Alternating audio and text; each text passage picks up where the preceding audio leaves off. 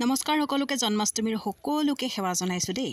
আৰু এফালে ভাজিবলৈ লৈছোঁ মানে বনাবলৈ লৈছোঁ পকা মিঠৈ। আৰু এফালে হেতাখন দেখিছে যেন দেখাইছোঁ মানে কোলা কোলা হৈ আছে যে ইয়াতে মই মানে দেহাৰ জ্বৰ হ'লে মানে পানী লগা হ'লে মই তেল গৰম কৰোঁ নহৰু দি, সেইকাৰণে কোলা। আৰু এফালে ইলাচি কেইটামান মানে গৰম কৰি লৈছোঁ।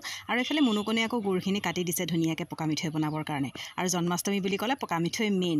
আৰু ইহঁতৰ কাৰণে আৰু একদম মানে পকা মিঠৈ বনাবলৈ উৎপাত ইহঁতে, আৰু সেইকাৰণে বনাবলৈ বুলি ৰেডি হ'লোঁ। আৰু এয়া গুৰখিনি দিলোঁ, জুই ইমান গৰম উঠিছে তথাপিতো জুইত বনোৱা মানে টেষ্টেই বেলেগ। আৰু সেইকাৰণে জুইকুৰা ধৰি ধুনীয়াকৈ বনাবলৈ ৰেডি হৈ ল'লোঁ। আৰু এইফালে আৰু গুৰ লাহেকৈ পগিব।